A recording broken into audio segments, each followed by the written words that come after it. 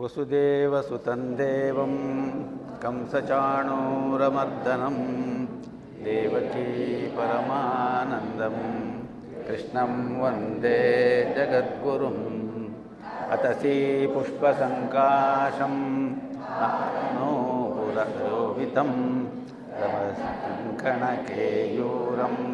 ಕೃಷ್ಣಂ ವಂದೇ ಜಗದ್ಗುರುಂ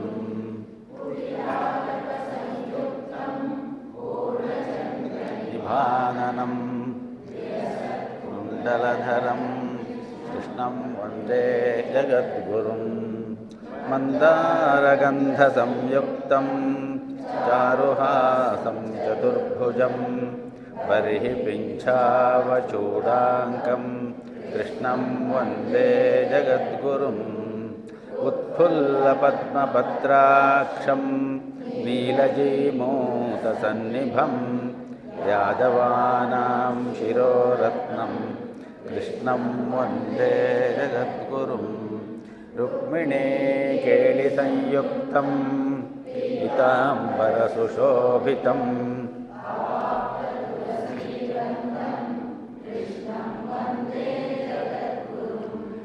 ಗೋಪಿಕಾನಾಂ ಕುಚದ್ವಂದ್ವ ಕುಂಕುಮಾಂಕಿತವಕ್ಷಸಂ ಶ್ರೀನಿಕೇತಂ ಮಹೇಶ್ವಾಸಂ ಕೃಷ್ಣಂ ವಂದೇ ಜಗದ್ಗುರುಂ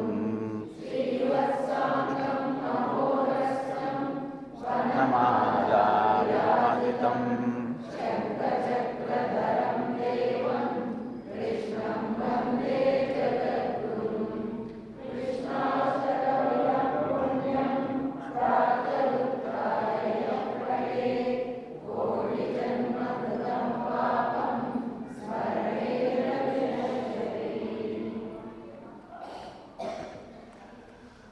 ಓಂ ತತ್ಸತ್. ನಮಸ್ಕಾರ ಎಲ್ಲರಿಗೂ. 7ನೇ ಶ್ಲೋಕ ಒಂದ್ಸಲ ಹೇಳೋಣ. ಕಾರ್ಪಣ್ಯದೋಷೋಪಹತಃ ಸ್ವಭಾವಃ ಪೃಚ್ಛಾಮಿ ತ್ವಾಂ ಧರ್ಮ ಸಮ್ಮೂಢಚೇತಾಃ ಸ್ಯಾನ್ನಿಶ್ಚಿತಂ ಬ್ರೂಹಿ ತನ್ಮೇ ಶಿಷ್ಯಸ್ತೇಹಂ ಶಾಧಿ ಮಾಂ ತ್ವಾಂ ಪ್ರಪನ್ನಂ. ಕಾರ್ಪಣ್ಯದೋಷೋಪಹತಃ ಸ್ವಭಾವಃ ಪೃಚ್ಛಾಮಿ ತ್ವಾಂ ಧರ್ಮ ಸಮ್ಮೂಢಚೇತಾಃ.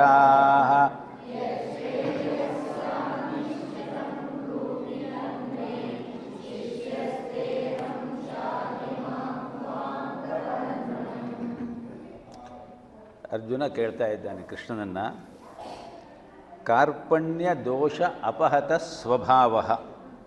ಕಾರ್ಪಣ್ಯ ಅಂದರೆ ದೈನ್ಯ.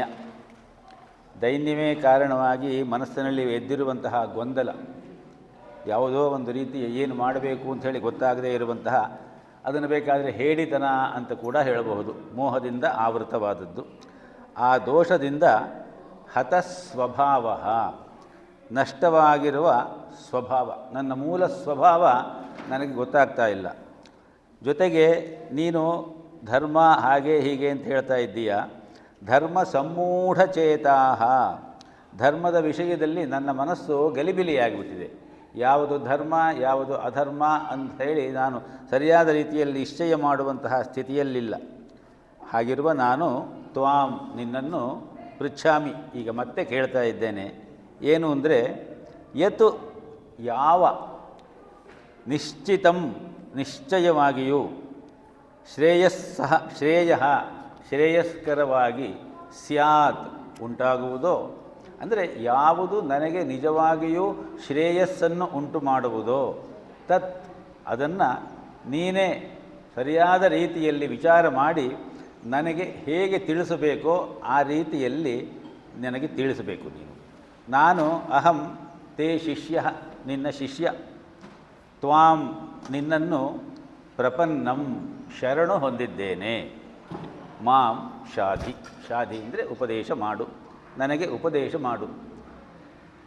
ನನ್ನ ದೈನ್ಯರೂಪಿ ದೋಷದಿಂದ ನಷ್ಟವಾಗಿರುವಂತಹ ಸ್ವಭಾವವುಳ್ಳವನು ಹಾಗೂ ಧರ್ಮದ ವಿಚಾರದಲ್ಲಿ ಮೋಹಿತ ಚಿತ್ತನಾಗಿರುವ ನಾನು ನಿನ್ನಲ್ಲಿ ಈಗ ಪ್ರಾರ್ಥನೆ ಮಾಡುವುದೇನು ಅಂದರೆ, ಯಾವ ಸಾಧನವು ನಿಶ್ಚಯವಾಗಿಯೂ ನನಗೆ ಶ್ರೇಯಸ್ಕರವಾಗಿ ನನ್ನ ಜೀವನವನ್ನು ಸಾರ್ಥಕ ಮಾಡ್ತದೆಯೋ ಅಂತಹ ವಿಚಾರವನ್ನು ಸರಿಯಾದ ರೀತಿಯಲ್ಲಿ ನೀನೇ ನನಗೆ ಹೇಗೆ ಬೇಕೋ, ನನಗೆ ಯಾವ ರೀತಿ ಹೇಳಿದ್ರೆ ಸರಿಯಾಗಿ ತಿಳಿಯುತ್ತೋ ಆ ರೀತಿಯಲ್ಲಿ ನೀನು ನನಗೆ ಹೇಳಬೇಕು.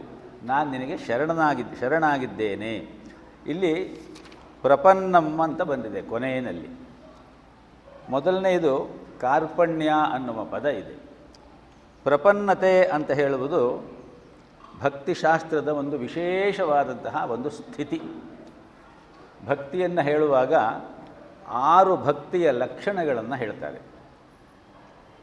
ಆನುಕೂಲ್ಯಸ್ಯ ಸಂಕಲ್ಪ, ಪ್ರಾತಿಕೂಲ್ಯಸ್ಯ ವರ್ಜನಂ, ರಕ್ಷಿಷ್ಯತೀತಿ ವಿಶ್ವಾಸ, ಗೋಪ್ತೃತ್ವ ವರ್ಣಂ ತಥಾ ಆತ್ಮ ನಿಕ್ಷೇಪ ಕಾರ್ಪಣ್ಯಂ ಷಡ್ವಿಧಂ ಭಕ್ತಿ ಲಕ್ಷಣಂ ಅಂತ ಹೇಳಿ. ಈ ಪ್ರಪನ್ನತೆಯೇ ಬಹಳ ಮುಖ್ಯವಾದದ್ದು ಈ ಭಗವದ್ಗೀತೆಯಲ್ಲಿ. ಭಗವದ್ಗೀತೆ ಮಾತ್ರ ಅಲ್ಲ, ಯಾವುದೇ ವಿಚಾರದಲ್ಲೂ ಕೂಡ ಆ ಪ್ರಪನ್ನತೆ ಬರದೇ ಹೋದರೆ ನಮಗೆ ಏನೂ ಸಿಕ್ಕುವುದಿಲ್ಲ ಅಂತ ಹೇಳ್ತಾರೆ. ಈ 6 ವಿಚಾರ ಏನು ಹೇಳುತ್ತೆ ಅಂತ ಕೇಳಿದ್ರೆ, ಭಕ್ತಿಯಲ್ಲಿ ಭಗವಂತ ಒಪ್ಪುವಂತಹ ರೀತಿಯಲ್ಲಿ ಅವನಿಗೆ ಅನುಕೂಲವಾಗಿ ಬರುವಂತಹ ವಿಚಾರಗಳನ್ನು ಮಾಡ್ತೇನೆ ಎನ್ನುವ ಸಂಕಲ್ಪ. ವಿವೇಕಾನಂದ ಗುಡ್ಡದಲ್ಲಿ ವೃಕ್ಷವನ್ನು ಬೆಳೆಸ್ತೀವಿ ಅಂತ ಹೇಳುವ ಸಂಕಲ್ಪ.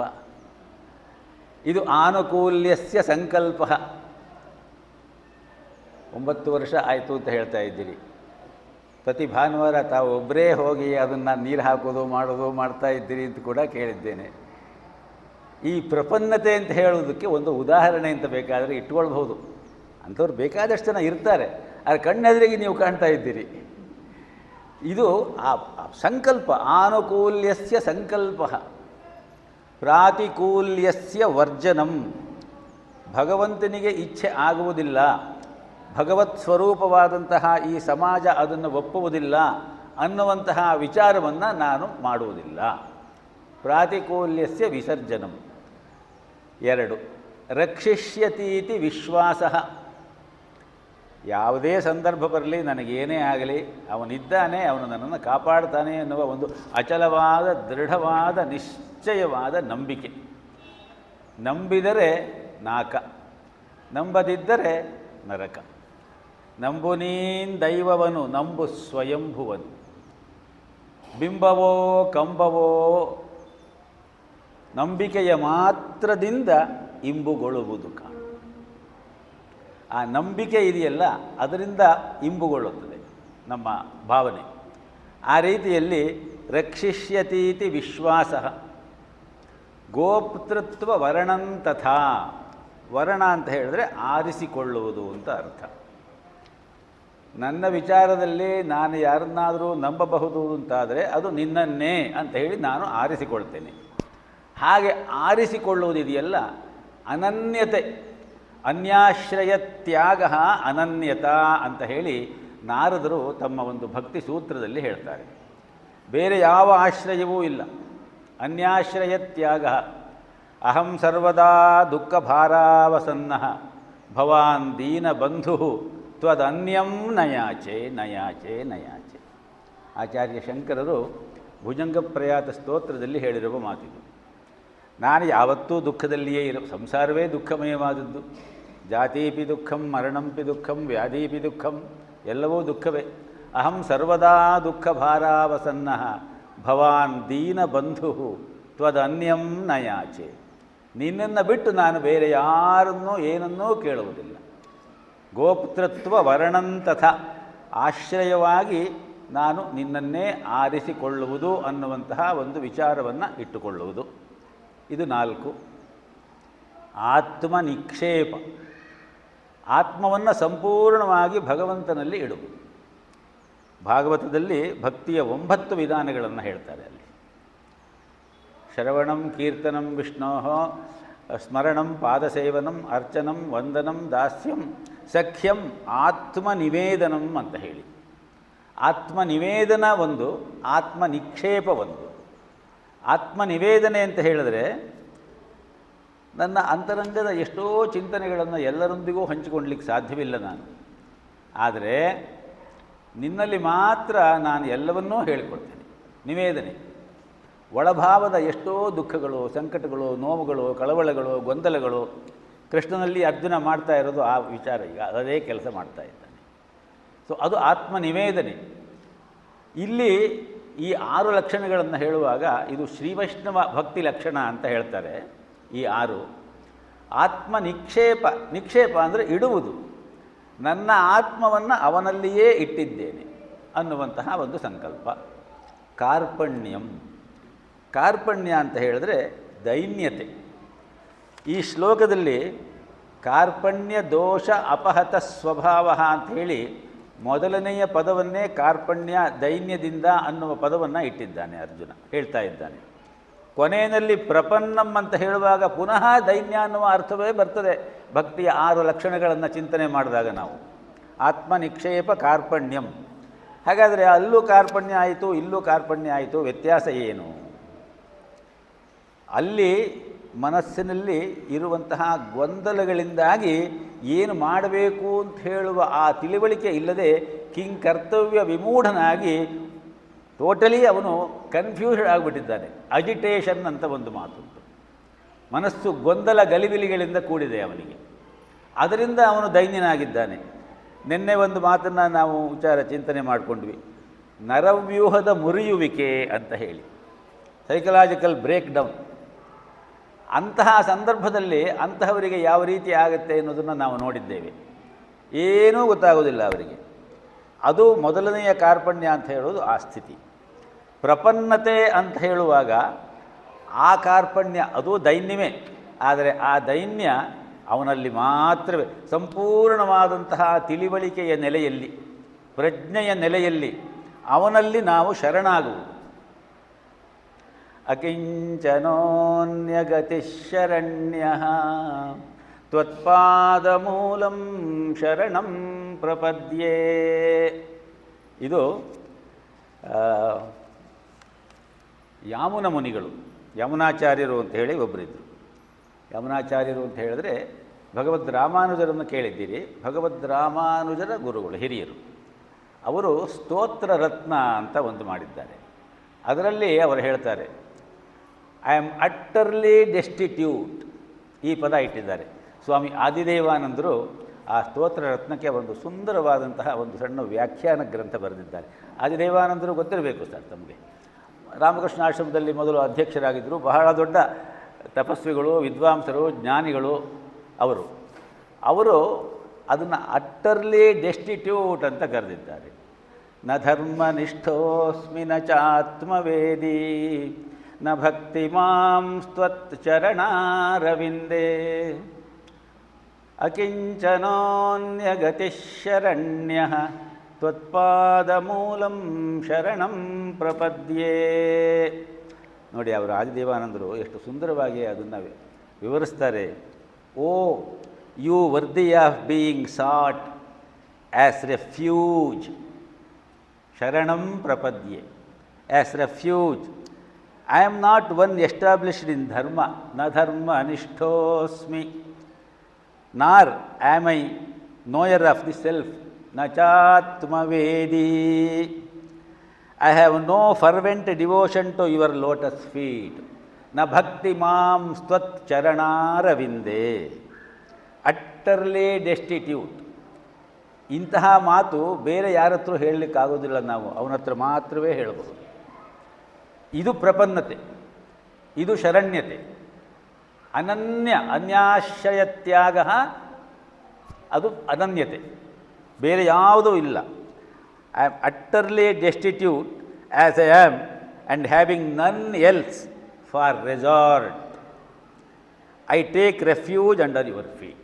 ತ್ವತ್ಪಾದ ಮೂಲಂ ಶರಣಂ ಪ್ರಪದ್ಯೆ. ಭಕ್ತರ ಲಕ್ಷಣಗಳನ್ನು ಹೇಳುವಾಗ ಇಂತಹ ಸ್ತೋತ್ರಗಳು ತುಂಬ ಬರ್ತದೆ. ಕುಲಶೇಖರ ಆಳ್ವಾರರು ಕೂಡ ಬಹಳ ದೊಡ್ಡ ಭಕ್ತರು, ಯಾಮನರಂತೆಯೇ. ಆಳ್ವಾರರ ಸಾಲಿನಲ್ಲಿ ಬಂದಂತಹ 12 ಜನ ಆಳ್ವಾರರಲ್ಲಿ ಕುಲಶೇಖರ ಆಳ್ವಾರರು ಒಬ್ಬರು. ಅವರು ತಮ್ಮ ಮುಕುಂದಮಾಲಾ ಸ್ತೋತ್ರದಲ್ಲಿ ಒಂದು ಕಡೆ ಕೇಳ್ತಾರೆ ಹೀಗೆ: ಮಜ್ಜನ್ಮನಃ ಫಲಮಿದಂ ಮಧುಕೈಟಭಾರೇ ಮತ್ಪ್ರಾರ್ಥನೀಯ ಮದನುಗ್ರಹ ಏಷ ಏವ ತ್ವದ್ಭೃತ್ಯ ಭೃತ್ಯ ಪರಿಚಾರಕ ಭೃತ್ಯ ಭೃತ್ಯಸ್ಯ ಭೃತ್ಯ ಇತಿ ಮಾಂ ಸ್ಮರ ಲೋಕನಾಥ. ಎಷ್ಟು ಭೃತ್ಯ ಅಂತ ಹಾಕ್ತಾರೆ ನೋಡಿ ಅಲ್ಲಿ. ನಾನು ನಿನ್ನ ಭೃತ್ಯನ ಮನೆಯ ಭೃತ್ಯನ ಭೃತ್ಯ. ಶರಣಂ ತ್ವಾಂ ಪ್ರಪನ್ನೋಸ್ಮಿ ಶರಣಾಗತ ವತ್ಸಲ ಕಟಾಕ್ಷೈ ಕರುಣಾಪೂರ್ಣೈ ಸಮಾಲೋಕಯ ಮಾಂ ಪ್ರಭೋ ಅಂತ ಹೇಳಿ ಒಂದು ಮಾತುಂಟು. ನಾನು ನಿನಗೆ ಶರಣಾಗಿದ್ದೇನೆ, ನಾನು ಪ್ರಪನ್ನ. ಈ ಪ್ರಪನ್ನ ಅನ್ನುವ ಪದವನ್ನು ನಾವು ಧ್ಯಾನ ಶ್ಲೋಕದಲ್ಲೂ ಕೂಡ ಒಂದ್ಸಲಿ ಹೇಳ್ಕೊಂಡ್ವಿ. ಪ್ರಪನ್ನ ಪಾರಿಜಾತಾಯ ಸ್ತೋತ್ರವೇತ್ರೈಕ ಪಾಣಯೇ ಜ್ಞಾನಮುದ್ರಾಯ ಕೃಷ್ಣಾಯ ಅಲ್ವಾ. ಆ ರೀತಿಯಲ್ಲಿ ಕುಲಶೇಖರ ಆಳ್ವಾರರು ಅಲ್ಲಿ ತನ್ನನ್ನು ತಾನು ಭೃತ್ಯರಿಗೆ ಭೃತ್ಯ ಅಂತ ಕೇಳ್ಕೊಳ್ತಾರೆ.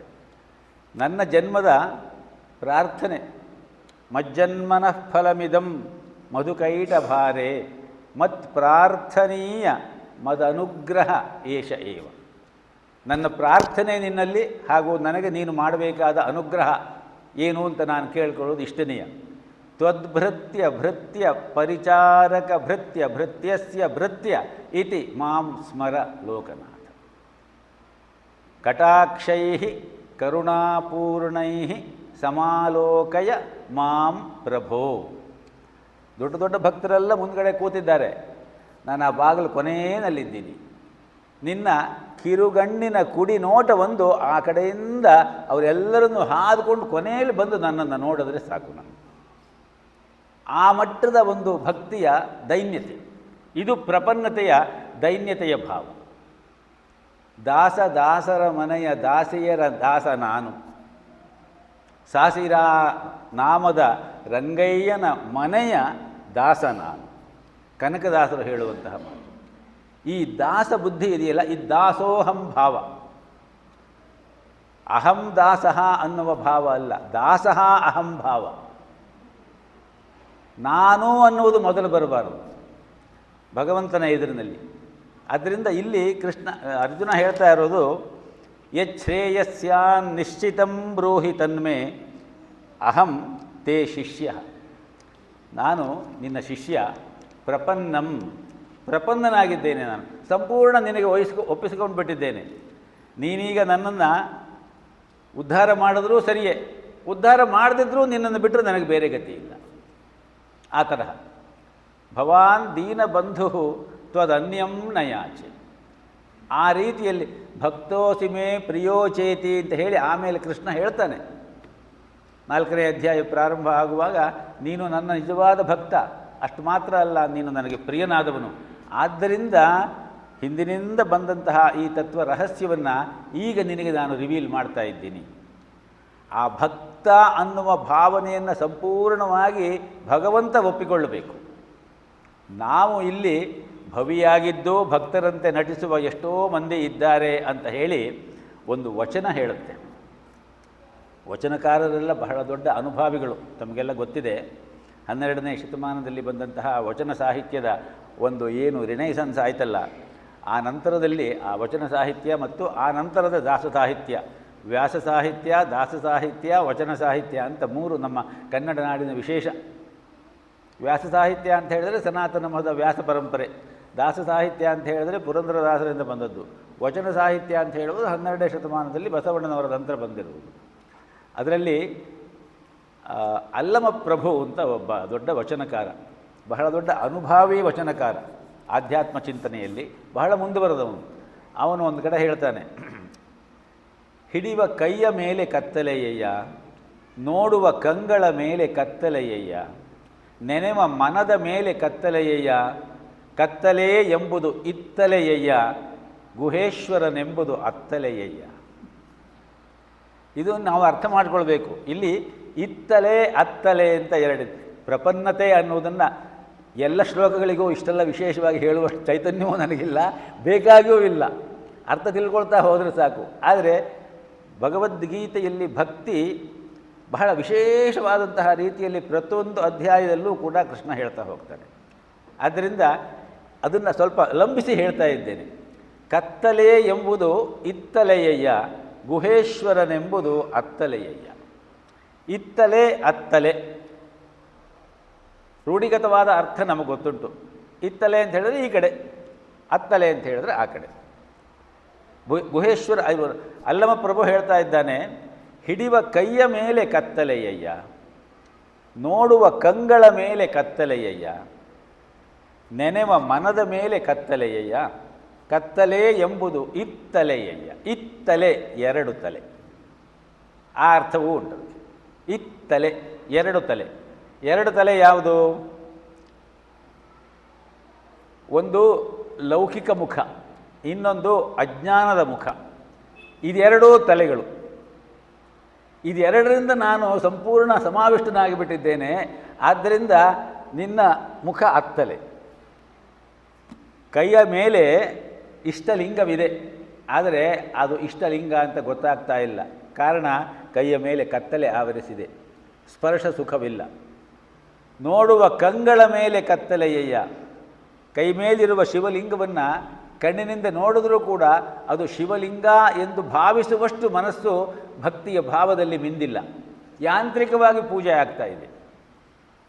ನೆನೆವ ಮನದ ಮೇಲೆ ಕತ್ತಲೆಯಯ್ಯ. ಒಳಗಡೆಗೆ ಇರಬೇಕು ಭಗವಂತನ ಭಾವ. ಆರಾಧಯಾಮಿ ಮನಸಾ ನಿಜಮಾತ್ಮಲಿಂಗಂ ಅಂತ ಹೇಳ್ತಾರೆ. ಎಲ್ಲೋ ಇರುವಂತಹ ಯಾವುದೋ ಲಿಂಗವನ್ನು ಹೊರಗಡೆ ಇಟ್ಟುಕೊಂಡು ಅಭಿಷೇಕ ಮಾಡುವುದಲ್ಲ, ಒಳಗಡೆ ಇರುವಂತಹ ಆ ಆತ್ಮಲಿಂಗಕ್ಕೆ ಅಭಿಷೇಕ ಮಾಡಬೇಕು. ಆತ್ಮಲಿಂಗಕ್ಕೆ ನೀವು ಬಕೆಟ್ಗಟ್ಟಲೆ ನೀರನ್ನು ಸುರಿಲಿಕ್ಕೆ ಸಾಧ್ಯವಾ? ಸಾಧ್ಯವಿಲ್ಲ. ಹಾಗಾದರೆ ಹೇಗೆ ಅಭಿಷೇಕ ಮಾಡ್ತೀರಿ? ಶ್ರದ್ಧಾ ನದಿ ವಿಮಲ ಚಿತ್ತ ಜಲಾಭಿಷೇಕೈ ನಿತ್ಯಂ ಸಮಾಧಿ ಕುಸುಮೈ ನ ಪುನರ್ಭವಾಯ.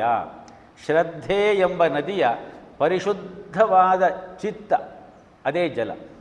ಶ್ರದ್ಧೆ ಎಂಬ ನದಿಯ ಪರಿಶುದ್ಧವಾದ ಮನಸ್ಸೆಂಬ ಜಲದಿಂದ ಅವನಿಗೆ ನಾನು ಅಭಿಷೇಕ ಮಾಡ್ತೀನಿ. ಆ ರೀತಿಯಲ್ಲಿ ನೆನೆವ ಮನದ ಮೇಲೆ ಕತ್ತಲೆಯಯ್ಯ. ಒಳಗಡೆ ಕತ್ತಲೆ, ಕೈ ಮೇಲಿದೆ ಲಿಂಗ ಕಾಣ್ತಾ ಇಲ್ಲ, ಕತ್ತಲೆ ಆವರಿಸಿದೆ. ನೋಡುವ ಕಂಗಳ ಮೇಲೆ ಲೌಕಿಕದ ಛಾಯೆ ಆವರಿಸಿಕೊಂಡಿದೆ, ಹಾಗಾಗಿ ಅದು ಶಿವಲಿಂಗ ಅಂತ ಹೇಳೋದು ಗೊತ್ತಾಗ್ತಾ ಇಲ್ಲ.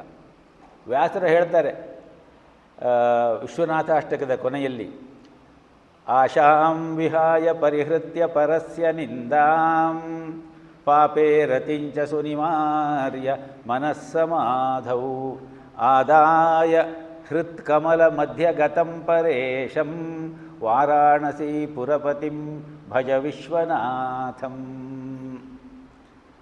ಆ ಕೈ ಮೇಲೆ ಆ ಲಿಂಗ ಬಂದು ಕೂತು ನಾವು ಪೂಜೆಯನ್ನು ಮಾಡಬೇಕಾದ್ರೆ ನಾವು 4 ವಿಚಾರಗಳನ್ನು ಮನಸ್ಸಿನಲ್ಲಿ ತುಂಬಿಕೊಂಡಿರಬೇಕು. ವಚನಕಾರ ಹೇಳುವ ರೀತಿಯದು.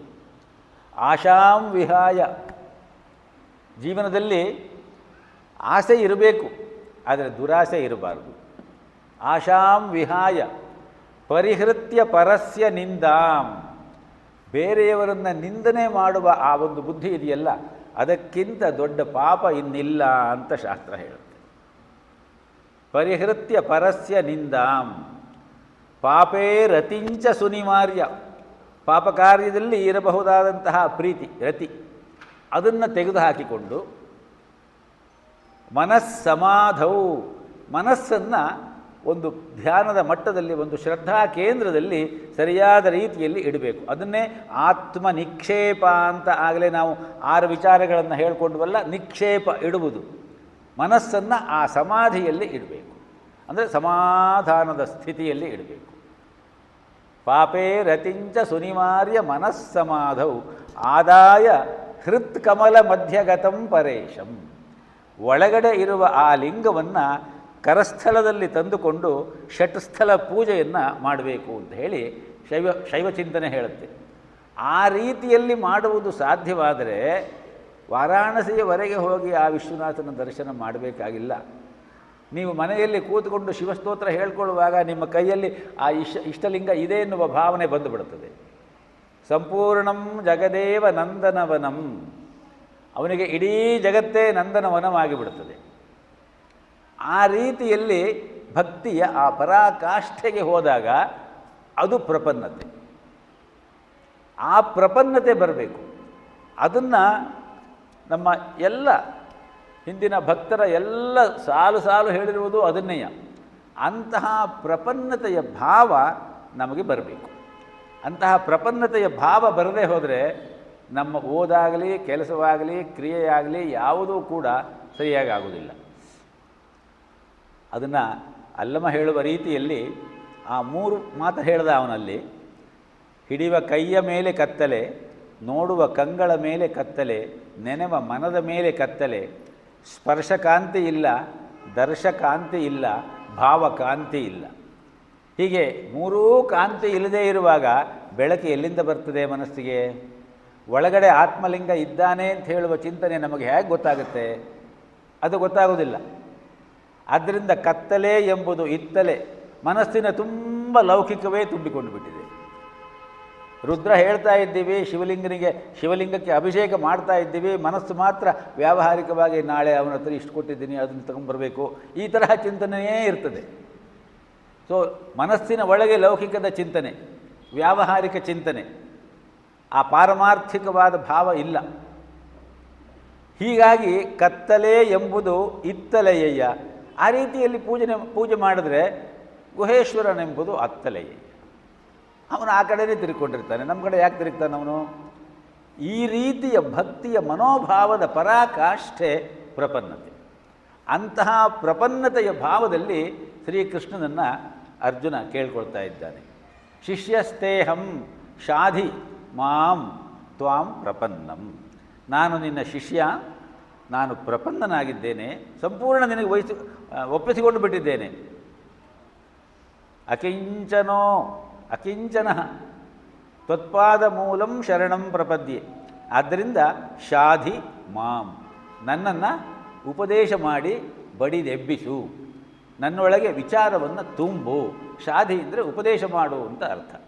ಅದನ್ನು ಕೇಳ್ತಾ ಇದ್ದಾನೆ. ಇನ್ನೊಂದು ಸರಿ ಈ ಶ್ಲೋಕ ಹೇಳ್ಕೊಳ್ಳೋಣ. ಕಾರ್ಪಣ್ಯದೋಷೋಪಹತ ಸ್ವಭಾವಃ ಪೃಚ್ಛಾಮಿ ತ್ವಾಂ ಧರ್ಮ ಸಮ್ಮೂಢಚೇತಾಃ ಯಚ್ಛ್ರೇಯಸ್ಯಾನ್ನಿಶ್ಚಿತಂ ಬ್ರೂಹಿ ತನ್ಮೇ ಶಿಷ್ಯಸ್ತೇಹಂ ಶಾಧಿ ಮಾಂ ತ್ವಾಂ ಪ್ರಪನ್ನಂ. 8ನೇ ಶ್ಲೋಕ ಹೇಳೋಣ. ನಹಿ ಪ್ರಪಶ್ಯಾಮಿ ಮಮಾಪನುದ್ಯಾತ್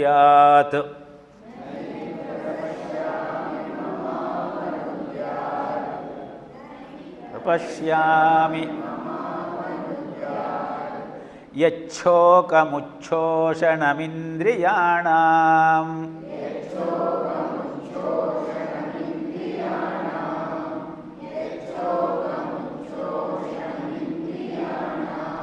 ಅವಾಪ್ಯ ಭೂಮಾ ವಸಪತ್ನಮೃದ್ಧಂ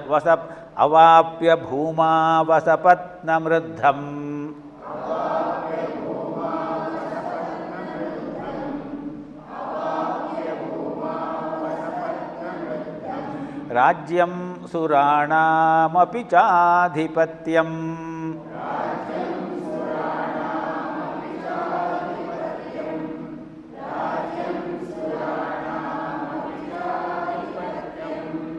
ನಹಿ ಪ್ರಪಶ್ಯಾಮಿ ಮಮಾಪನುದ್ಯಾದ್ಯಚ್ಛೋಕಮುಚ್ಛೋಷಣಮಿಂದ್ರಿಯಾಣಾಂ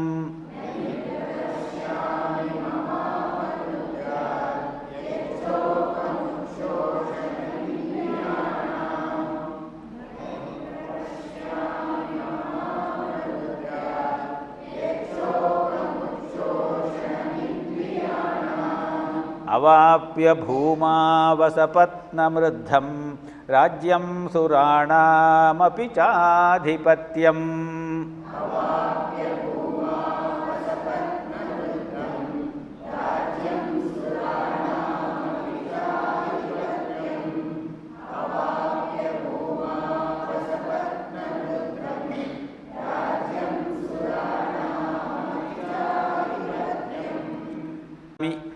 ಮಮ ಅಪನುದ್ಯಾತ್ ಯತ್ ಶೋಕಂ ಉಚ್ಛೋಷಣಂ ಇಂದ್ರಿಯಾಣಾಂ ಅವಾಪ್ಯ ಭೂಮೌ ಅಸಪತ್ನಂ ಋದ್ಧಂ ರಾಜ್ಯಂ ಸುರಾಣಾಂ ಅಪಿ ಚ ಆಧಿಪತ್ಯಂ. ಹಿ ನ ಹಿ ಹಿ ಅಂದರೆ ಅಲ್ಲಿ ಅದು ಒಂದು ಅಕ್ಷರದ ಒಂದು ಅವ್ಯಯ ಪದ ಅಂತ ಹೇಳ್ತಾರೆ. ಹಿ ಅಂದರೆ ಏಕೆ. ಏಕೆ ಅಂದರೆ ನಾನು ನಿನಗೆ ಪ್ರಪನ್ನನಾಗಿದ್ದೇನೆ. ಏಕೆ ಅಂತ ಹೇಳಿದ್ರೆ ಭೂಮಿಯಲ್ಲಿ ಅಸಪತ್ನಂ, ಕೆಲವು ಪುಸ್ತಕದಲ್ಲಿ ಅಸಪತ್ ಸಮೃದ್ಧಂ ಅಂತ ಇದೆ ಅಲ್ವೇ. ಈ ಮೊನ್ನೆ ಬಂದಂತಹ ಈ ಪುಸ್ತಕದಲ್ಲಿ ಅಸಪತ್ ಸಮೃದ್ಧಂ ಅಂತ ಇದ್ದ ಹಾಗೆ ಕಾಣುತ್ತೆ. ಇಲ್ಲ, ಅಸಪತ್ನ ಮೃದ್ಧಂ ಅಂತ ಇದೆ. ಅಸಪತ್ನಂ ಅನ್ನೋದೇ ಕರೆಕ್ಟಾದ ಪದ. ಅಸಪತ್ನಂ ಅಂತ ಹೇಳಿದ್ರೆ ಯಾವುದೇ ಕಂಟಕ ಇಲ್ಲದೇ ಇರುವುದು, ಯಾವ ಕಂಟಕವೂ ಇಲ್ಲದ. ಋದ್ಧಂ, ಋದ್ಧಿ ಅನ್ನುವ ಪದ ಉಂಟು. ಋದ್ಧಿ ಸಿದ್ಧಿ ಅಂತ ಕೇಳಿದ್ದೀರಿ ಅಲ್ವೇ. ಗಣೇಶನಿಗೆ ಋದ್ಧಿ ಸಿದ್ಧಿ ಇಬ್ಬರು ಪತ್ನಿಯರು ಅಂತ ಹೇಳ್ತಾರೆ. ಅದೆಲ್ಲ ಕಲ್ಪನೆಗಳು, ಅವನಿಗೆ ಪತ್ನಿಯರಿಲ್ಲ. ಆದರೆ ವೃದ್ಧಿ ಅಂತ ಹೇಳಿದ್ರೆ ಸಂಪತ್ ಸಮೃದ್ಧಿ, ಸಮೃದ್ಧಿ ಅಂತ ಕೊನೆಯಿಂದಲೇ ಬರುತ್ತೆ ನೋಡಿ, ಅದು. ವೃದ್ಧಂ ಅಂತ ಹೇಳಿದ್ರೆ ಧನಧಾನ್ಯ ಸಂಪನ್ನವಾದ ರಾಜ್ಯಂ, ರಾಜ್ಯವನ್ನು, ಮತ್ತು ಚ ಸುರಾಣಾಂ, ದೇವತೆಗಳ ಆಧಿಪತ್ಯಂ, ಒಡೆತನವೂ, ಅವಾಪ್ಯ, ಪ್ರಾಪ್ತವಾದರೂ ಕೂಡ, ಅಪಿ ಕೂಡ, ಮಮ, ನನ್ನ, ಇಂದ್ರಿಯಾಣಾಂ, ಇಂದ್ರಿಯಗಳನ್ನು ಉಚ್ಛೋಷಣಂ, ಸ್ವರಗಿಸುತ್ತಿರುವ, ಹಿಂಡುತ್ತಿರುವ, ವಿಕಲತೆಗೆ ಒಳಮಾಡುತ್ತಿರುವ, ಉಚ್ಛೋಷಣ. ಶೋಕಂ, ಶೋಕವನ್ನು, ಅಪನುದ್ಯಾತ್, ದೂರ ಮಾಡಲು, ತೆಗೆದುಹಾಕಲು, ಬಿಡಿಸಿಕೊಳ್ಳಲು, ಯತ್, ಯಾವ ಉಪಾಯವಿದೆಯೋ, ತತ್, ಅದನ್ನು, ನ ಪ್ರಪಶ್ಯಾಮಿ, ನಾನು ನೋಡ್ತಾ ಇಲ್ಲ, ಕಾಣ್ತಾ ಇಲ್ಲ ನನಗೆ ಸಮೃದ್ಧಿಯಾದ ಯಾವ ಶತ್ರು ಕಂಟಕವೂ ಇಲ್ಲದ ದೇವಲೋಕದ ರಾಜ್ಯವೇ ಸಿಕ್ಕಿದರೂ ಕೂಡ ಈಗ ಈ ನಿಮಿಷದಲ್ಲಿ ನನ್ನ ಇಂದ್ರಿಯಗಳನ್ನೆಲ್ಲ ಹಿಂಡುತ್ತಾ ಇರುವಂತಹ ಯಾವ ಶೋಕ ಉಂಟು, ಆ ಶೋಕವನ್ನು ತೆಗೆದು ಹಾಕಿಕೊಳ್ಳಲಿಕ್ಕೆ ಯಾವ ಉಪಾಯವನ್ನೂ ಕಾಣದಾಗಿದ್ದೇನೆ. ಅಷ್ಟೊಂದು ಗಲಿಬಿಲಿ ಆಗಿಬಿಟ್ಟಿದೆ ಅವನ ಮನಸ್ಸಿಗೆ. ಅಷ್ಟು ಗಲಿಬಿಲಿಯನ್ನೇ ಏನು ಹೇಳ್ತಾನೆ ಕೃಷ್ಣ? ಕ್ಷುದ್ರಂ ಹೃದಯ ದೌರ್ಬಲ್ಯಂ ತ್ಯಕ್ತ್ವ ಉತ್ತಿಷ್ಠ ಪರಂತಪ. 3ನೇ ಶ್ಲೋಕ ಹೇಳುತ್ತಲ್ವಾ, ಉತ್ತಿಷ್ಠ ಪರಂತಪ, ಮೇಲೆ ಏಳು ಅಂತ ಹೇಳ್ತಾರೆ. ಅದೇ ರೀತಿಯಲ್ಲಿ ಇಲ್ಲಿ ಮತ್ತೆ ಅದನ್ನೇ ಹೇಳ್ತಾ ಇದ್ದಾನೆ. ನನ್ನ ಹೃದಯ ಎಲ್ಲ, ಮನಸ್ಸೆಲ್ಲ ಗಲಿಬಿಲಿ ಆಗಿಬಿಟ್ಟಿದೆ, ಗೊಂದಲವಾಗಿಬಿಟ್ಟಿದೆ. ಈ ಗೊಂದಲದಿಂದಾಗಿ ನನ್ನ ಇಂದ್ರಿಯಗಳೆಲ್ಲ ಒಂದು ರೀತಿಯ ಉಚ್ಛೋಷಣ, ದಾಹಕ್ಕೆ ಈಡಾಗಿದೆ. ಇಂದ್ರಿಯಗಳೆಲ್ಲ ಹಿಂಡಿದಂತೆ ಆಗ್ತಾ ಇದೆ. ಪಿಪ್ರಹಿ ಮಾ ಹಿಗುಂಸೀಹಿ ಅಂಥೇಳಿ ಶ್ರುತಿ ಹೇಳುತ್ತೆ. ಪಿಪ್ರಹಿ ಅಂತ ಹೇಳಿದ್ರೆ ಹಿಂಡುವುದು ಅಂತ ಹೇಳಿ. ಬಟ್ಟೆಯನ್ನು ಹಿಂಡ್ತಾರಲ್ಲ, ಇದು ವಾಷಿಂಗ್ ಮಿಷಿನ್ನಿಗೆ ಹಾಕೋರಿಗೆ ಆ ತೊಂದರೆ ಇಲ್ಲ. ಸಾಮಾನ್ಯವಾಗಿ ಬಟ್ಟೆ ಹಿಂಡುವ ಒಂದು ಕ್ರಿಯೆ ಉಂಟಲ್ಲ, ಆ ಬಟ್ಟೆಯನ್ನು ಒಗೆದ್ಬಿಟ್ಟು ನೀರಿನಲ್ಲಿ ಸರಿಯಾದ ರೀತಿಯಲ್ಲಿ ಇದು ಮಾಡಿಬಿಟ್ಟು ಆಮೇಲೆ ಹೀಗೆ ಹಿಂಡುವುದಿಲ್ವಾ, ಹಾಗೆ ಹಿಂಡಬೇಡ ನನ್ನನ್ನು ಅಂತ ಭಗವಂತನನ್ನು ಕೇಳುವ, ರುದ್ರನನ್ನು ಕೇಳುವ, ರುದ್ರ ಪಾರಾಯಣ ಮಾಡ್ತೀವಲ್ಲ ನಾವು, ಅದಕ್ಕೆ ಸಂವಾದಿಯಾಗಿ ಬರುವಂತಹ ಮಹಾನ್ಯಾಸ ಅಂತ ಒಂದು ಮಂತ್ರ ಉಂಟು. ಅದರಲ್ಲಿ ಕೇಳ್ತಾನೆ ಋಷಿ, ಪಿಪ್ರಹಿ ಮಾ ಹಿಗುಂಸೀಹಿ ಅಂಥೇಳಿ. ನನ್ನನ್ನು ಪಿಪ್ರಹಿ ಮಾ ಪಿಪ್ರಹಿ, ನನ್ನನ್ನು ಹಿಂಡಬೇಡ ನೀನು. ಮಾ ಹಿಗುಂಸೀಹಿ, ನನ್ನನ್ನು ಹಿಂಸೆ ಮಾಡಬೇಡ, ನಿನ್ನನ್ನು ನಾನು ಶರಣಾಗಿದ್ದೇನೆ ಅಂತ ಹೇಳಿ ಭಗವಂತನಾದ ಮಹಾದೇವನನ್ನು ಶರಣಾಗುವ ರೀತಿಯಲ್ಲಿ ಅಲ್ಲಿ ವೈದಿಕ ಮಂತ್ರ ಒಂದು ಆ ತರಹ ಕೇಳುತ್ತೆ. ಆ ರೀತಿಯಲ್ಲಿ ಇಲ್ಲಿ ಉಚ್ಛೋಷಣ ಅಂತ ಹೇಳಿದ್ರೆ ಹಿಂಡುವುದು.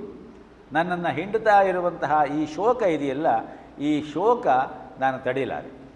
ಆದ್ದರಿಂದ ನೀನು ನನಗೆ ಸರಿಯಾದ ರೀತಿಯಲ್ಲಿ ಶುಡ್ ಡೈರೆಕ್ಟ್ ಮೀ, ನನಗೆ ಸರಿಯಾದ ಅಡ್ವೈಸ್ ಕೊಡಬೇಕು ಅಂತ ಕೇಳಿದ ಹೊರತು ಯಾರೂ ಕೊಡುವುದಿಲ್ಲ ಅಲ್ವಾ. ಆ ರೀತಿಯಲ್ಲಿ ಕಾರಣ ಕೂಡ ಹೇಳ್ತಾನೆ. ನೀನಿಷ್ಟೆಲ್ಲ ಹೇಳಿದ ಮೇಲೂ ಕೂಡ, ಏನೆಲ್ಲ ಸಿಕ್ಕರೂ ಕೂಡ ನನ್ನ ಇಂದ್ರಿಯಗಳೆಲ್ಲ ಏನು ಹಿಂಡ್ತಾ ಇದೆ, ಅದನ್ನು ಹೇಗೆ ಒಂದು ತಹಬಂದಿಗೆ ತಂದುಕೊಂಡು ನಾನು ಸ್ವಸ್ಥವಾಗಿ ಸಮಾಧಾನವಾಗಿ ಇರಬೇಕು ಅಂತ ಹೇಳುವುದು ನನಗೆ ಗೊತ್ತಾಗ್ತಾ ಇಲ್ಲ.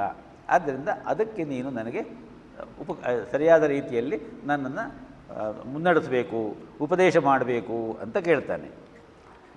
ಈ ಮಾತನ್ನು ಹೇಳುವಾಗ ಇಷ್ಟೊಂದು ಗಲಿಬಿಲಿ ಯಾಕೆ ಬರುತ್ತೆ ಮನಸ್ಸಿಗೆ? ಈಗ ಅರ್ಜುನ ಅಲ್ಲಿ ಕೇಳ್ಕೊಳ್ತಾ ಇದ್ದಾನೆ, ಅವನು ಭೌತಿಕವಾಗಿ ಡೈರೆಕ್ಟಾಗಿ ರಣರಂಗದಲ್ಲಿ ಯುದ್ಧ ಮಾಡಬೇಕಾಗಿದೆ. ಸಂಸಾರದಲ್ಲೂ ಕೂಡ ನಾವು ಎಷ್ಟೋ ಸಾರಿ ಅಂತಹ ಗಲಿಬಿಲಿ, ಗೊಂದಲಗಳು, ದ್ವಂದ್ವಗಳು ಇದಕ್ಕೆ ಒಳಗಾಗ್ತೀವಿ. ಆ ಒಳಗಾದಾಗ ನಮ್ಮ ಒಳಗಡೆಗೆ ಇರುತ್ತಲ್ಲ, ಅದು ಏನು? ಅದು ಸಮಾಧಾನ ಇಲ್ಲದೆ ಇರುವಂತಹ ಸ್ಥಿತಿ. ಅಜ್ಞಾನ ಅಂತ ಹೇಳ್ತಿರೋ, ಅಜಿಟೇಷನ್ ಅಂತ ಹೇಳ್ತಾರೆ ಅಲ್ವಾ? ತಪೋವನ ಮಹಾರಾಜರು ಅಂತ ಒಬ್ಬರು ಇದ್ದರು, ನೀವು ಕೇಳಿರಬಹುದು. ಚಿನ್ಮಯಾನಂದರ ಗುರುಗಳು ಅವರು ಹಿಮಾಲಯದಲ್ಲೇ ಇದ್ದರು, ಮಹಾನ್ ತಪಸ್ವಿಗಳು, ಯಾವಾಗಲೂ ಹಿಮಾಲಯದಲ್ಲೇ ಇರ್ತಾಯಿದ್ರು. ಋಷಿಕೇಶದಲ್ಲಿ ಆಶ್ರಮ ಇತ್ತು. ಅವರು ಪ್ರತಿ ವರ್ಷ ಗೋಮುಖ ಅಂತ ಉಂಟು ಹಿಮಾಲಯದಲ್ಲಿ, ಕೇಳಿದ್ದೀರಲ್ಲ? ಗಂಗೋತ್ರಿ, ಯಮುನೋತ್ರಿ, ಅದಕ್ಕಿಂತ ಮೇಲೆ ಹೋದರೆ ಗೋಮುಖ. ಪ್ರತಿ ವರ್ಷ ಅಲ್ಲಿಗೆ ಹೋಗೋರಂತೆ. ಸಾಲಿಟ್ಯೂಡ್ ಇನ್ ಗೋಮುಖ ಅಂತ ಹೇಳಿ ಅವರು ಒಂದು ಆರ್ಟಿಕಲ್ ಬರೆದಿದ್ದಾರೆ. ಸಾಲಿಟ್ಯೂಡ್ ಅಂದರೆ ಗೊತ್ತಲ್ಲ, ಏಕಾಂತ. ಏಕಾಂತೆ ಸುಖಮಾಸ್ಯತಾಂ ಪರತರೆ ಚೇತಸ್ಸಮಾಧೀಯತಾಂ ಅಂತ ಹೇಳಿ ಶಂಕರರು ನಮಗೆ ಸಾಧನ ಪಂಚಕದಲ್ಲಿ ಹೇಳ್ತಾರೆ. ಅಂತಹ ಏಕಾಂತ ಆ ಗೋಮುಖದಲ್ಲಿ ಹೇಗೆ ಸಿಗುತ್ತೆ ಅನ್ನೋದನ್ನು ವರ್ಣಿಸಿ ಅವರು ಒಂದು ಲೇಖನ ಬರೆದಿದ್ದಾರೆ. ಅದರಲ್ಲಿ ಅವರೊಂದು ಮಾತನ್ನು ಹೇಳ್ತಾರೆ, ಟ್ರ್ಯಾಂಕ್ವಿಲಿಟಿ. ಟ್ರ್ಯಾಂಕ್ವಿಲಿಟಿ ಅಂತ ಹೇಳಿದ್ರೆ ಮನಸ್ಸಿನ ಸ್ವಸ್ಥ ಸ್ಥಿತಿ, calmness, quietness. Tranquility is the innate nature of all. ನಮ್ಮೆಲ್ಲರಲ್ಲಿಯೂ ಅದು ಇದೆ. ವಿವೇಕಾನಂದರ ಒಂದು ಮಾತು ಗೊತ್ತಿದೆ ತಮಗೆಲ್ಲ, each soul is potentially divine and this potential can be made more divine through devotion, meditation, selfless action and through philosophy. ಇದು ವಿವೇಕಾನಂದರೇ ಹೇಳುವ ಮಾತು. ಆದ್ದರಿಂದ ನಮ್ಮಲ್ಲಿ ಒಂದು ದೈವ ಭಾವ ಇದೆ, ಒಂದು ಚೈತನ್ಯ ಇದೆ, ಅದೇ ಆತ್ಮ. ಮುಂದೆ ಕೃಷ್ಣ ಹೇಳುವಂತಹ ಆ ಎಲ್ಲ ಶ್ಲೋಕಗಳ ಪ್ರಾರಂಭದಲ್ಲಿ ಈ ಆತ್ಮದ ಚಿಂತನೆಯನ್ನು ಮನಸ್ಸಿಗೆ ತಂದುಕೊಂಡರೆ ನಮಗೆ ಆ ಶ್ಲೋಕಗಳನ್ನು ಹೆಚ್ಚಿನ ವಿವರ ಅಪೇಕ್ಷೆ ಪಡುವುದಿಲ್ಲ ಅದು. ಆದ್ದರಿಂದ tranquility is the innate nature of all. It is a self existent reality. Therefore there need be no striving to produce it again. Abolish agitation and tranquility reveals. ಗೊಂದಲಗಳನ್ನು ತೆಗೆದುಹಾಕಿ ಅಲ್ಲಿರುವ ಆತ್ಮಚಿಂತನೆಯ ಮನಸ್ಸಮಾಧಾನದ ಒಂದು ಶಾಂತಿಯ ಭಾವ ನಿಮಗೆ ಸಹಜವಾಗಿಯೇ ಸಿಗುತ್ತೆ. ತುಂಬ ಸುಂದರವಾಗಿ ಅವರು ಬರೆದಿದ್ದಾರೆ ಇದನ್ನು. Tranquility is truth. ನಮ್ಮ ಒಳಗೆ ಇದೆಯಲ್ಲ ಆ ಆತ್ಮ, ಅದೇ ಸತ್ಯ. Tranquility is truth. Truth is beauty. ಆ ಸತ್ಯವೇ ಸುಂದರ. ಸತ್ಯಂ ಶಿವಂ ಸುಂದರಂ. Truth is beauty. Beauty is bliss. ಆ ಸೌಂದರ್ಯವೇ ಆನಂದ. And bliss is divinity. ಅದೇ divinity. This seems to be the lesson preached by each particles of snow, each stone and each blade of grass. ಗೋಮುಖದಲ್ಲಿ ನಿಂತುಕೊಂಡಾಗ ನನಗೆ ಆ ಅನುಭವ ಬಂತು ಅನ್ನುವುದನ್ನು ಅವರು ಹೇಳ್ತಾ ಇದ್ದಾರೆ ಇಲ್ಲಿ. It is my thirst for the nectar of tranquility that drives me to wrestle with the difficulties of travel in these inaccessible regions to reach Gomukh every year. Tranquility is the innate nature of all. It is a self-existent reality. Therefore, there need be no striving to produce it. Abolish agitation and tranquility reveals itself.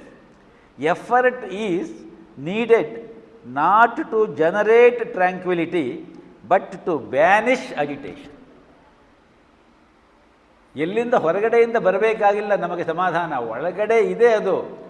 ಮೇಲ್ಭದ್ರದಲ್ಲಿ ನಮ್ಮ ವ್ಯಾವಹಾರಿಕವಾದಂತಹ ದ್ವಂದ್ವಗಳಿಂದ ನಾವು ಆ ಪರದೆಯಿಂದ ಮುಚ್ಚಿಕೊಂಡು ಬಿಟ್ಟಿದ್ದೇವೆ. ಸತ್ಯ ಶಿವ ಸುಂದರದ ಸಚ್ಚಿದಾನಂದನದ ಭಿತ್ತಿಯಲ್ಲಿ ಬಣ್ಣ ಬಣ್ಣದ ಜೀವ ಚಿತ್ರ. ಸಚ್ಚಿದಾನಂದಗಳು ಆತ್ಮಸ್ವಭಾವ ರಸ. ಮುಚ್ಚಿರುವುದದನು ಜಗದ ಮಾಯಿಕತೆ. ಜಗತ್ತಿನ ಮಾಯೆ ನಮ್ಮ ಸ್ವಭಾವ ಸಹಜವಾದ ಆ ಸಚ್ಚಿದಾನಂದ ಭಾವದ ಆತ್ಮರಸವನ್ನು ಮೇಲಕ್ಕೆ ಬರದೇ ಇರುವ ರೀತಿಯಲ್ಲಿ ಮುಚ್ಚಿಬಿಟ್ಟಿದೆ. ಇಕ್ಷುವೋಲ್ ಜೀವ ಗಾಣದ ಓಲ್ ಜಗನ್ಮಾಯೆ ನಿಚ್ಚ ವಿಳೆ ಆಲೆ ಮನೆ ಕಾಣು ಇಲ್ಲಿ. ಈ ಸಂಸಾರ ಅನ್ನೋದು ಆಲೆ ಮನೆ ಇದ್ದಂತೆ, ಜೀವ ಅಂತ ಹೇಳುವುದು ಕಬ್ಬಿನ ಜಲ್ಲೆ ಇದ್ದಂತೆ, ಜಗತ್ತಿನ ಮಾಯೆ ಅಂತ ಹೇಳುವುದು ಆಲೆಮನೆಯ ಮಿಷನ್ ಇದ್ದಂತೆ. ಆ ಮಾಯೆಯ ಆ ಮಿಷನ್ನಲ್ಲಿ ಈ ಜೀವ ಒಳಗಡೆ ಹೋಗಬೇಕು, ಹಿಂಡಿಸಿಕೊಳ್ಬೇಕು. ಅನುಭವ ಆದಂತೆ ಆದಂತೆ ಪಕ್ವವಾದಂತೆ ಆದಂತೆ ಒಳಗಿರುವ ಆ ಸಚ್ಚಿದಾನಂದ ಭಾವ ರಸ ನಮ್ಮ ಮನಸ್ಸಿಗೆ ಬಂದು ಅನುಭವಕ್ಕೆ ಬಂದು ಆನಂದಕ್ಕೆ ಅಣಿ ಮಾಡಿಕೊಡ್ತದೆ. ಅದನ್ನು ಇವರು ಹೇಳ್ತಾ ಇದ್ದಾರೆ ಇಲ್ಲಿ. Abolish agitation and tranquility reveals itself. Effort is needed not to generate tranquility but to banish agitation. The mass of light, ಬೆಳಕಿನ ಸಮೂಹ, ಬೆಳಕು.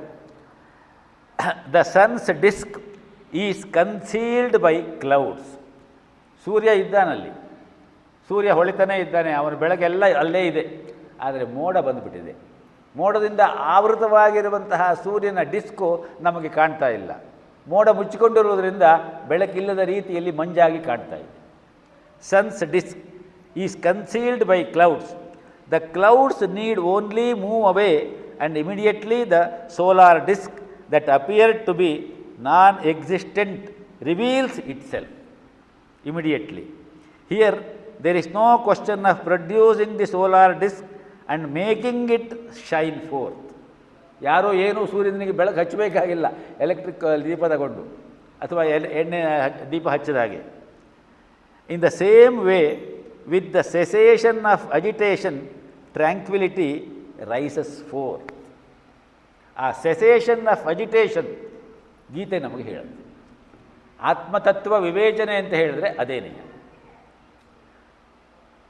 ಬಂದದ್ದೆಲ್ಲ ಬರಲಿ ಗೋವಿಂದನ ದಯೆ ಇರಲಿ ಎನ್ನುವ ಹಾಡೇನೋ ಕೇಳ್ತೀವಿ, ಆದರೆ ಜೀವನದ ಸಂಕಷ್ಟಗಳು ಮನೆ ಮುಂದೆ ಬಂದಾಗ ಅದು ಆ ಹಾಡು ಮರ್ತೇ ಹೋಗ್ಬಿಡುತ್ತೆ, ಗೊತ್ತಾಗೋದಿಲ್ಲ. ಅಯ್ಯೋ ನನಗೊಬ್ಬನಿಗೆ ಬಂದಿದೆ ಈ ತೊಂದರೆ ಅನ್ನುವಂತಹ ತಲೆ ಮೇಲೆ ಬಂದುಬಿಟ್ಟಿದೆ, ನನಗೊಬ್ಬನಿಗೆ, ಪ್ರಪಂಚದಲ್ಲಿ ಎಲ್ಲರೂ ಚೆನ್ನಾಗಿದ್ದಾರೆ, ನನಗೆ ಮಾತ್ರ ಈ ಕಷ್ಟ ಬಂದಿದ್ದಿಲ್ಲ, ಇದ್ಯಾಕೆ ದೇವರೇ ಅನ್ನುವಂತಹ ರೀತಿಯಲ್ಲಿ ಕೇಳ್ತಾರೆ. ಒಳಗಡೆ ಆ ಭಾವ ಇದೆ.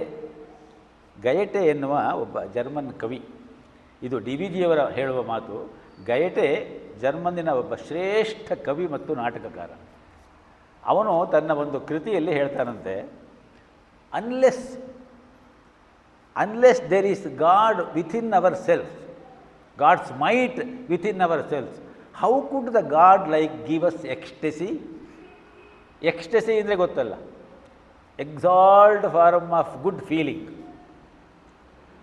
ಬ್ಲಿಸ್ ಅಂತ ಏನು ಹೇಳ್ತೀವಿ ನಾವು, ಹ್ಯಾಪಿನೆಸ್ ಅಂತ ಹೇಳ್ತೀವಿ, ಅದರ ಮೇಲೆ ಬ್ಲಿಸ್ ಅಂತ ಹೇಳ್ತೀವಿ, ಅದಕ್ಕಿಂತ ಮೇಲಿದ್ದು ಎಕ್ಸ್ಟೆಸಿ, ತನ್ಮಯತೆ. ಪೊಯೆಟಿಕ್ ಫ್ರೆಂಜಿ ಅನ್ನುವ ಮಾತನ್ನು ಕೂಡ ಅದಕ್ಕೆ ಉಪಯೋಗಿಸ್ತಾರೆ. ಕಾವ್ಯೋನ್ಮಾದ, ಟ್ರ್ಯಾನ್ಸ್ ಅನ್ನುವ ಒಂದು ಪದ ಇದೆ ನೋಡಿ, ಅದು ಎಕ್ಸ್ಟೆಸಿ. ಅಲ್ಲಿ ಗಯಟೆ ಹೇಳುವ ಮಾತಿದು. How could the God like give us ecstasy. ನಮ್ಮ ಒಳಗೆ ಆ ದೈವೀ ಭಾವ ಇಲ್ಲದೆ ಹೋದರೆ ನಾವು ಆನಂದವನ್ನು ಹೇಗೆ ಪಡಲಿಕ್ಕೆ? ಆನಂದ ಅಂತ ಹೇಳೋದು ಹೊರಗಡೆಯಿಂದ ಸಿಕ್ಕುವುದಲ್ಲ, ಒಳಗಡೆ ಬರಬೇಕು. ಅಂತಃಕರಣದ ನೆಲೆಯಲ್ಲಿ ಬರುವಂತಹ ಆನಂದ, ಪ್ರಕೃತಿಯ ಮುಂದೆ ನೀವು ಹೋಗಿ ನಿಂತುಕೊಂಡಾಗ ನಿಮಗೆ ಬರುತ್ತಲ್ಲ ಆ ಒಂದು ಸಂತೋಷ. ಅರುಣೋದಯ ಪ್ರಭೆಯ ಗಿರಿಶೃಂಗದುನ್ನತಿಯ ವರುಣಾಲಯಾಯತಿಯ ನಿರುಕಿಸಿದೊಡೇನು ಬೆರಗು ಬರಿ ಬೆರಗು ನುಡಿಗರಿದೆನಿಪ್ಪಾನಂದ ಪರಮ ಪೂಜೆಯು ಮಂತು ಕಾಣು. ಅರುಣೋದಯದ ಆನಂದ, ಗಿರಿಶೃಂಗಗಳ ಮೇಲೆ ಹೋಗಿ ನಿಂತುಕೊಂಡಾಗ ಅದನ್ನೆಲ್ಲ ನೋಡಿದಾಗ ಆ ಪನೋರಮ, ಅದನ್ನು ನೋಡಿದಾಗ ಬರುವ ಆನಂದ. ವರುಣಾಲಯಾಯತಿಯ, ವರುಣಾಲಯ ಆಯತಿ, ವರುಣಾಲಯ ಅಂದರೆ ಸಮುದ್ರ. ಆ ಸಮುದ್ರದ ವಿಶಾಲತೆಯನ್ನು ನೋಡಿದಾಗ ಕಣ್ಣು ಹರಿದಷ್ಟು ದೂರವೂ ನೀರಿದೆ, ಎಲ್ಲೆಲ್ಲೂ ನೀರು ನೀರು ನೀರು. ಅದರ ಮುಂದೆ ನಾವು ಎಷ್ಟು ಕುಬ್ಜರಾಗಿ ಬಿಡ್ತೀವಿ. ವರುಣಾಲಯಾಯತಿಯ ನಿರುಕಿಸಿದೊಡೆ ಏನು ನೋಡಿದಾಗ ನಮ್ಮ ಮನಸ್ಸಿಗೆ ಏನನ್ಸುತ್ತೆ? ಬೆರಗು, ಬರೀ ಬೆರಗು. ಬೆರಗು ಅನ್ನೋದು ಒಂದು ಸುಂದರವಾದ ಶಬ್ದ ಕನ್ನಡ ಸಾಹಿತ್ಯದಲ್ಲಿ. ಬೆರಗು, ಬರೀ ಬೆರಗು. ನುಡಿಗರಿದೆನಿಪ್ಪಾನಂದ, ಮಾತಿಗೆ ಸಿಕ್ಕುವುದಿಲ್ಲ ಅನ್ನುವಷ್ಟರ ಮಟ್ಟಿನ ಆನಂದ. ನೀವು ಆ ಆನಂದದ ಭಾವವನ್ನು ಮಾತಿನಲ್ಲಿ ಹೇಳಲಿಕ್ಕೆ ಸಾಧ್ಯವಿಲ್ಲ. ಇದಕ್ಕೆಲ್ಲ ಕಾರಣವಾದದ್ದು ಯಾವುದು? ನಾವು ನೋಡಿದ ಪ್ರಕೃತಿಯ ದೃಶ್ಯವೋ, ಅರುಣೋದಯವೋ, ಸಮುದ್ರದ ಆ ಒಂದು ಹೊರದೃಶ್ಯವೋ ಅಲ್ಲ. ಅದು ಅಲ್ಲಿದ್ದೇ ಇದೆ. ನಮ್ಮ ಒಳಗಡೆಗೆ ಆ ಭಾವ ಬರಬೇಕಾದ್ರೆ ಅದನ್ನು ಬಡಿದೆಬ್ಬಿಸುವ ಯಾವುದೋ ಒಂದು ಅದಕ್ಕೆ ಕಾರಣವಾದಂತಹ ಒಂದು ಸೃಷ್ಟಿಗೆ ಕಾರಣವಾದಂತಹ ಸೃಷ್ಟಿಕರ್ತನ ಯಾವುದೋ ಒಂದು ಭಾವ ಒಳಗಡೆ ಇದೆ. ಅದು ಇಲ್ಲದೆ ಹೋದರೆ ನಮಗೆ ಆನಂದ ಬರುವುದಿಲ್ಲ. ಭಗವಂತನನ್ನು ಆನಂದ ಸ್ವರೂಪಿ ಅಂತ ಹೇಳ್ತಾರೆ. ಆದ್ದರಿಂದ ಅಸ್ಯೇತಿ ಆನಂದ ಇತಿ ಆನಂದ ಸ್ವರೂಪಿ, ಅವನಲ್ಲಿ ಆನಂದ ಇದೆ ಅನ್ನುವುದಕ್ಕಾಗಿ ಅವನನ್ನು ಆನಂದ ಸ್ವರೂಪಿ ಅಂತ ಹೇಳ್ತಾರೆ. ಆನಂದ ಮಹದಾನಂದ ಸ್ವರೂಪಿ ಅವನು. ಆದ್ದರಿಂದ ಅದು ಒಳಗಡೆಗೆ ನಮ್ಮ ಒಳಗೆ ಇದೆಯಲ್ಲ, ಅದು ನಮ್ಮ ಅನುಭವಕ್ಕೆ ಬರುವುದಿಲ್ಲ. ಅನುಭವಕ್ಕೆ ಬರಬೇಕಾದರೆ ನಾವು ಸರಿಯಾದ ರೀತಿಯಲ್ಲಿ ಶಿಕ್ಷಣವನ್ನು ಪಡಿಬೇಕು. ಕೃಷ್ಣ ಕೊಡ್ತಾ ಇರುವ ಶಿಕ್ಷಣ ಆತ್ಮತತ್ವ ವಿವೇಚನೆ ಅದೇನೇ. ಸ್ವಾಮಿ ವಿವೇಕಾನಂದರು ಅಮೆರಿಕಾಗೆ ಹೋಗಿದ್ರಲ್ಲ 1893ರಲ್ಲಿ. ವರ್ಲ್ಡ್ ರಿಲಿಜಿಯನ್ ಕಾನ್ಫರೆನ್ಸಲ್ಲಿ ಮಾತಾಡಿದ ಮೇಲೆ ಅವರು ಅಮೆರಿಕದ ಕೆಲವು ರಾಜ್ಯಗಳಲ್ಲಿ ಈ ಅಧ್ಯಾತ್ಮ ಪ್ರಚಾರ ಪ್ರವಾಸವನ್ನು ಮಾಡ್ತಾರೆ. ಅಲ್ಲಲ್ಲಿ ಸಭೆ ಸಮಾರಂಭಗಳು, ಸಂವಾದಗಳು ಹಾಗೂ ಪ್ರಶ್ನೋತ್ತರಗಳು ಇದನ್ನೆಲ್ಲ ನಡೆಸ್ತಾರೆ. ಇದೆಲ್ಲ ಅವರ 8 ಕೃತಿ ಶ್ರೇಣಿ ಸಂಪುಟದಲ್ಲಿ ರಿಜಿಸ್ಟರ್ ಆಗಿದೆ. ಒಂದು ಸಂವಾದದ ಪ್ರಶ್ನೋತ್ತರದ ಸಮಯದಲ್ಲಿ ಎದುರುಗಡೆ ಕೂತಂತಹ ಒಬ್ಬ ವ್ಯಕ್ತಿ ಕೇಳಿದ್ರಂತೆ, ನೀವು ವೇದಾಂತ ವೇದಾಂತ ಆತ್ಮ ವೇದಾಂತ ಅಂತ ಹೇಳಿ ಈ ವೇದಾಂತನ ಬೋಧನೆಯನ್ನು ಮಾಡ್ತಾ ಮಾಡ್ತಾ ನಮ್ಮನ್ನೆಲ್ಲ ಒಂದು ರೀತಿಯ ವಶೀಕರಣಕ್ಕೆ ಒಳಪಡಿಸ್ತಾ ಇದ್ದೀರಿ ಅಲ್ವೇ ಅಂತ ಕೇಳಿದ್ರಂತೆ. ಅದಕ್ಕೆ ವಿವೇಕಾನಂದರು ಹೇಳಿದ್ರಂತೆ, ನಕ್ಕು ಬಿಟ್ಟು ಹೇಳಿದ್ರಂಥವರು, ಇಲ್ಲ ಇಲ್ಲ, ನಾನು ವಶೀಕರಣಗೊಳಿಸ್ತಾ ಇಲ್ಲ, ವಿವಶೀಕರಣಗೊಳಿಸ್ತಾ ಇದ್ದೇನೆ. ನೀವಾಗಲೇ ವಶೀಕರಣರಾಗಿಬಿಟ್ಟಿದ್ದೀರಿ. ನಾನು ಕರಿಯ, ನಾನು ಬಿಳಿಯ, ನಾನು ಶ್ರೇಷ್ಠ, ನಾನು ಅಂಥವನು, ನಾನು ಇಂಥವನು, ನಾನು ಅದು, ನಾನು ಇದು ಎನ್ನುವಂತಹ ಯಾವ್ಯಾವುದೋ ಚಿಂತನೆಗಳಿಂದ ನೀವಾಗಲೇ ವಶೀಕರಣರಾಗಿಬಿಟ್ಟಿದ್ದೀರಿ. ನಾನು ಅದರಿಂದ ಬಿಡಿಸ್ತಾ ಇದ್ದೀನಿ ನಿಮ್ಮನ್ನು. ನಾನು ವಿವಶೀಕರಣ ಮಾಡ್ತಾ ಇದ್ದೇನೆ. ನೀವೇನು ವಶೀಕರಣಕ್ಕೆ ಒಳಗಾಗಿ ಯೋಚನೆ ಮಾಡ್ತಾ ಇದ್ದೀರಿ ಅದೆಲ್ಲ ಸುಳ್ಳು.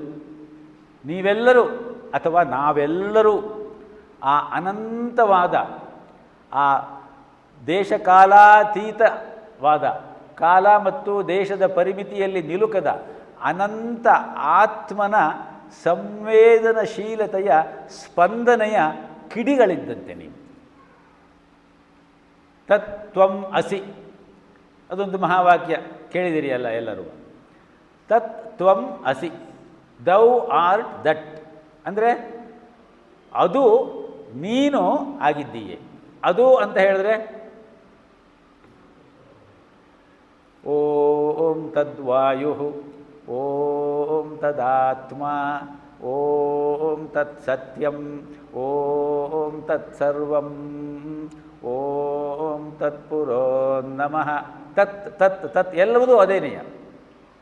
ತತ್ಸವಿತುರ್ವರೇಣ್ಯಂ ಭರ್ಗೋ ದೇವಸ್ಯ ಧೀಮಹಿ. ಆ ತತ್ತಿದೆಯಲ್ಲ, ಅದು ನೀವೇ ಆಗಿದ್ದೀರಿ. ಇದು ವೇದದ ಒಂದು ಮಹಾವಾಕ್ಯ. ಈ ಮಹಾವಾಕ್ಯವನ್ನು ಇಟ್ಟುಕೊಂಡೇ 4 ಮಹಾವಾಕ್ಯ ಇದೆ. ಆತ್ಮವನ್ನು ವಿವರಿಸುವ 4 ಮಹಾವಾಕ್ಯಗಳು. ಪ್ರಜ್ಞಾನಂ ಬ್ರಹ್ಮ, ತತ್ ತ್ವಮಸಿ, ಅಹಂ ಬ್ರಹ್ಮಾಸ್ಮಿ, ಅಯಮಾತ್ಮ ಬ್ರಹ್ಮ ಅಂತ ಹೇಳಿ ಇದು 4 ವೇದಗಳಲ್ಲಿ 4 ಮಹಾವಾಕ್ಯಗಳನ್ನೇ ಹೆಕ್ಕಿ ತೆಗೆದು 4 ಆಮ್ನಾಯ ಪೀಠಗಳನ್ನು ಶಂಕರರು ಸ್ಥಾಪನೆ ಮಾಡಿದರು ಅಂತ ಹೇಳಿ ನಾವು ಓದ್ತೀವಿ. ಆ ರೀತಿಯಲ್ಲಿ ಅವರು ಹೇಳ್ತಾರಂತೆ, ತತ್ ತ್ವಂ ಅಸಿ, ಬಾಕಿದೆಲ್ಲ ಸುಳ್ಳು. ನೀವು ಅದೇ ಆಗಿದ್ದೀರಿ, ಅದೇ ಆಗಿದ್ದೀರಿ, ಅದೇ ಆಗಿದ್ದೀರಿ. ನೀವು ಭೌತಿಕವಾಗಿ ಎದುರಿಗೆ ಕಾಣ್ತಾ ಇರುವಂತಹ ಈ ಸಣ್ಣ ಸಾವಯವ ವ್ಯವಸ್ಥೆ ಅಲ್ಲ. ಈ ಶರೀರ ಭೌತಿಕ ಶರೀರ ಅಲ್ಲ. ನೀವು ಅದನ್ನು ಮೀರಿದ ಆತ್ಮ ಚೈತನ್ಯ ಸ್ವರೂಪ. ಇದನ್ನೇ ಡಿ ವಿ ಜಿಯವರು ಹೇಳೋದು, ನಿನ್ನಾತ್ಮ ಜಗದಾತ್ಮಕಂತೂ ಸಂಬಂಧ ವಿಭು ವನ್ಹಿ ಸ್ಫುಲಿಂಗಗಳು ಕಾಣು. ವನ್ಹಿ ಅಂತ ಹೇಳಿದ್ರೆ ಬೆಂಕಿ, ಜ್ವಾಲೆ. ಸ್ಫುಲಿಂಗ ಅಂತ ಹೇಳಿದ್ರೆ ಕಿಡಿ. ಜಗದಾತ್ಮ ಸ್ವರೂಪಿಯಾದ ಆ ಪರವಸ್ತು ತತ್ ಏನಿದೆ ಅದು ಜ್ವಲಿಸುತ್ತಾ ಇರುವಂತಹ ಒಂದು ವನ್ಹಿ, ಅಗ್ನಿ ಜ್ವಾಲೆ. ಜೀವರಾಶಿಗಳೆಲ್ಲ ಆ ಜ್ವಾಲೆಯಿಂದ ಹೊರಡ್ತಾ ಇರುವ ಕಿಡಿಗಳು. ಇದನ್ನು ಸ್ವಾಮಿ ವಿವೇಕಾನಂದರು ಅಲ್ಲಿ ಹೇಳ್ತಾರೆ. ಇದು ನಮ್ಮ ಒಳಗೆ ಇದೆ ಅಂತ ಹೇಳುವುದನ್ನು ನಾವು ತಿಳ್ಕೊಳ್ಲಿಕ್ಕೆ ಸಾಧ್ಯವಾಗದೇ ಇರುವುದು ನಮ್ಮೊಳಗಿರುವ ಗೊಂದಲ, ಅಜಿಟೇಷನ್. ಸೊ ಆ ಅಜಿಟೇಷನನ್ನು ದೂರ ಮಾಡಿದ್ರೆ ನಮ್ಮೊಳಗಿರುವ ಆ ರಸಭಾವ ನಮಗೇ ಅನುಭವಕ್ಕೆ ಬರ್ತದೆ. ಅನ್ನಬೇಕು, ಅನುಭವಿಸಬೇಕು, ಆನಂದಿಸಬೇಕು ಅಂತ ಒಂದು ಮಾತು. ಅಂದ್ಕೊಳ್ಬೇಕು ಮೊದಲು, ಅಂದುಕೊಂಡಿದ್ದನ್ನು ಅನುಭವಿಸಬೇಕು, ಆ ಅನುಭವ ಆನಂದವಾಗಬೇಕು. ಹೀಗೆ ಮನುಷ್ಯ ಮಾತ್ರದವರೆಲ್ಲರೂ ಕೂಡ ಆನಂದ ಸ್ವರೂಪರು. ನಮ್ಮ ಮೂಲ ಸ್ವರೂಪ ಆನಂದ. ಆದ್ದರಿಂದ ಕೃಷ್ಣ ಹೇಳ್ತಾನೆ, ನಿನ್ನ ಒಳಭಾವವನ್ನು ನೀನು ಮರೆತಿದ್ದೀಯ, ನೀನು ಏನು ಅನ್ನುವುದನ್ನು ನೀನು ಮರೆತಿದ್ದೀಯೆ. ಸಮಸ್ಯೆ ಬಂತು ಅಂತ ಹೇಳಿ ಅದನ್ನು ಬಿಟ್ಟು ಓಡಿ ಹೋಗುವ ಪ್ರಯತ್ನ ಮಾಡ್ತಾ ಇದ್ದೀಯೆ. ಆ ಪ್ರಯತ್ನ ಫಲಕಾರಿ ಆಗುವುದಿಲ್ಲ. ಸಮಸ್ಯೆಯನ್ನು ಎದುರಿಸಿ ನಿಲ್ಲಬೇಕು. ಬದುಕೊಂದು ಕದನವೆಂದಂಜೆ ಬಿಟ್ಟು ಓಡುವನು, ವಿಧಿಯ ಬಾಯಿಗೆ ಕವಳವಾಗದುಳಿಯುವನೇ ಹೇಳು. ಎದೆಯ ನುಕ್ಕಾಗಿಸುತ್ತ ಮತಿ ಗದೆಯ ನೀ ಪಿಡಿದು ಎದಿರು ನಿಲೆ ಬಿದಿ ಒಲಿವ ಆಗ. ಬಿದಿ ಅಂದರೆ ವಿಧಿ. ನೀನು ನಿನ್ನ ಎದೆಯನ್ನು ಗಟ್ಟಿ ಮಾಡಿಕೊಂಡು, ನಿನ್ನ ಬುದ್ಧಿಯನ್ನು ಗದೆಯನ್ನಾಗಿ ಮಾಡಿಕೊಂಡು ಆ ವಿಧಿಯ ಎದುರಿಗೆ, ಸಮಸ್ಯೆಗಳ ಎದುರಿಗೆ ನಿಂತರೆ ಆ ವಿಧಿ ಅಲ್ಲಾಡಿಸ್ಕೊಂಡು ಬರುತ್ತಲ್ಲ ನಾಯಿ ಬಾಲವನ್ನು, ಹಾಗೆ ನಿನ್ನ ಎದುರಿಗೆ ಅಲ್ಲಾಡ್ತಾನೆ. ಎದೆಯ ನುಕ್ಕಾಗಿಸುತ್ತ ಮತಿ ಗದೆಯ ನೀ ಪಿಡಿದು ಎದಿರು ನಿಲೆ ವಿಧಿ ಒಲಿವ ಆಗ. ಸ್ವಾಮಿ ವಿವೇಕಾನಂದರು ಇನ್ನೂ ಒಂದು ಉದಾಹರಣೆಯನ್ನು ಅವರ ಕೃತಿಶ್ರೇಣಿಯಲ್ಲಿ ನೋಡಬಹುದು ನಾವು. ಅವರು ಹೇಳ್ತಾರೆ, ಶತಮಾನಗಳ 2-3 ಶತಮಾನ 4 ಶತಮಾನಗಳಿಂದ ಅವರು ಬಂದ ಕಾಲಕ್ಕೆ ನಾವು ಭಾರತದಲ್ಲಿ ಅಳ್ತಾ ಇದ್ದೇವೆ. ಆದ್ದರಿಂದ ಇನ್ನು ಅಳುವುದು ಸಾಕು, ಆ ಅಳುವನ್ನು ನಿಲ್ಲಿಸೋಣ ನಾವು. ಉತ್ತಿಷ್ಠತ ಜಾಗ್ರತ ಪ್ರಾಪ್ಯ ವರಾನ್ ನಿಬೋಧತ ತ್ಯಕ್ತವೋತ್ತಿಷ್ಠ ಪರಂತಪ. ಉಪನಿಷತ್ತಿನ ಮಾತನ್ನೇ ಕೃಷ್ಣ ಇಲ್ಲಿ ಅರ್ಜುನನಿಗೆ ಬಹಳ ಸರಳವಾಗಿ ಹೇಳ್ತಾ ಇದ್ದಾನೆ. ಉತ್ತಿಷ್ಠತ ಜಾಗ್ರತ ಪ್ರಾಪ್ಯ ವರಾನ್ ನಿಬೋಧತ. ಎದ್ದೇಳಿ ಜಾಗೃತರಾಗಿ, ಜಯಶೀಲರಾಗಿ. ಕ್ಷುರಸ್ಯ ಧಾರ ನಿಶಿತಾ ದುರತ್ಯಯ. ಹೋಗುವ ದಾರಿ ಕ್ಷೌರಿಕನ ಚಾಕು ಇರುತ್ತಲ್ಲ, ಆ ಚಾಕುವಿನ ಅಲುಗಿನಂತೆ ಅತ್ಯಂತ ಹರಿತವಾದದ್ದು. ಯಾವ ರೀತಿಯಲ್ಲಿ ಕಾಲಿಟ್ಟರೆ ಅದು ಕತ್ತರಿಸುವುದಿಲ್ಲ ಅನ್ನುವುದನ್ನು ನೋಡಿಕೊಂಡು ನೀವು ಆ ದಾರಿಯಲ್ಲಿ ಹೆಜ್ಜೆ ಹಾಕ್ತಾ ಹೋಗಬೇಕು. ಕ್ಷುರಸ್ಯ ಧಾರ ನಿಶಿತಾ ದುರತ್ಯಯ ದುರ್ಗಂ ಪಥಂ ಸ್ತತ್ ಕವಯೋ ವದಂತಿ. ಅದು ದುರ್ಗಮವಾದ ದಾರಿ. ಈ ಆತ್ಮತತ್ವ ಎಷ್ಟು ಯಾರಿಗೆ ನನಗೇ ಅರ್ಥವಾಗಿಲ್ಲ, ನಾನು ನಿಮಗೇನು ಹೇಳಲಿಕ್ಕೆ ಸಾಧ್ಯ ಉಂಟು. ಆದ್ದರಿಂದ ಶ್ಲೋಕವನ್ನು ಪರಿಚಯ ಮಾಡಿ. ಸ್ವರೂಪ 5 ರೀತಿ ಉಂಟು. ಒಂದು ರೂಪ, ಇನ್ನೊಂದು ಸ್ವರೂಪ, ಇನ್ನೊಂದು ರೂಪಿ, ಮತ್ತೊಂದು ಮಹಾರೂಪಿ, ಇನ್ನೊಂದು ಅತ್ಯಾನಂದ ರೂಪಿ ಅಂತ ಹೇಳಿ. ನಾವು ಮೊದಲನೇದು ನೋಡ್ತಾ ಇದ್ದೀವಿ ಅಷ್ಟೇ, ರೂಪ. ಚಿನ್ನದ ಆ ಗಟ್ಟಿಯನ್ನು ನೋಡ್ತಾ ಇದ್ದೇವೆ. ಆ ಚಿನ್ನದ ಗಟ್ಟಿ ಬಳೆಯಾಗಿ ಬಂದಾಗ, ಆ ಚಿನ್ನದ ಗಟ್ಟಿಯನ್ನು ನಮಗೆ ಲೆಕ್ಕಕ್ಕೆ ಬರೋದಿಲ್ಲ, ಆದರೆ ಅದು ಬಳೆಯಾಗಿ ಬಂದಾಗ ಆ ಬಳೆಯನ್ನು ನೋಡಿ ಸಂತೋಷ ಪಡ್ತೀವಲ್ಲ, ಈ ಶ್ಲೋಕವನ್ನು ನೋಡುವುದು ಅಷ್ಟೇ ನಾವು. ಆದರೆ ಆ ಬಳೆ ಆಗುವ ಮೊದಲು ಆ ಚಿನ್ನ ಎಷ್ಟು ಆ ಪ್ರಾಸೆಸ್ಸಿಗೆ ಒಳಗಾಗಿ ಬಂದಿದೆ, ಅದನ್ನು ಹೇಗೆ ಹೆಕ್ಕಿ ತೆಗೆಯುವುದಕ್ಕೆ ಕಷ್ಟಪಟ್ಟಿದ್ದಾರೆ, ಅದು ಇವತ್ತು ಬಳೆಯಾಗಿ ಬರಬೇಕಾದರೆ ಎಷ್ಟು ಪ್ರಯತ್ನ ಆಗಿದೆ, ಅದು ಯಾವುದೂ ನಮಗೆ ಲೆಕ್ಕಕ್ಕೆ ಬರೋದಿಲ್ಲ. ನಮ್ಮೆದುರಿಗೆ ಈ ಶರೀರ ಇದೆ. ಈ ಶರೀರಕ್ಕೆ ರಾ ಮೆಟೀರಿಯಲ್ ಆಗಿರುವುದೇನು? ಆ ಆತ್ಮತತ್ವ. ಆ ಆತ್ಮತತ್ವದ ಚಿಂತನೆಯೇ ಮುಂದಿನ ಕೃಷ್ಣನ ಉಪದೇಶ. ಮುಂದಿನ ಶ್ಲೋಕಗಳಿಂದ ಕೃಷ್ಣ ಆ ಉಪದೇಶವನ್ನು ಮಾಡ್ತಾ ಹೋಗ್ತಾನೆ. ಹಾಗೆ ಹೇಳ್ತಾ ಈ ವಾರದ ಚಿಂತನೆಯನ್ನು ಮುಗಿಸೋಣ. ಮುಂದಿನ ವಾರಕ್ಕೆ ನಾವು ಪ್ರಾರಂಭ ಮಾಡೋಣ. ಓಂ ಪೂರ್ಣಮದಃ ಪೂರ್ಣಮಿದಂ ಪೂರ್ಣಾತ್ ಪೂರ್ಣಮುದಚ್ಯತೆ ಪೂರ್ಣಸ್ಯ ಪೂರ್ಣಮಾದಾಯ ಪೂರ್ಣಮೇವಾವಶಿಷ್ಯತೆ. ಓಂ ಶಾಂತಿ ಶಾಂತಿ ಶಾಂತಿ.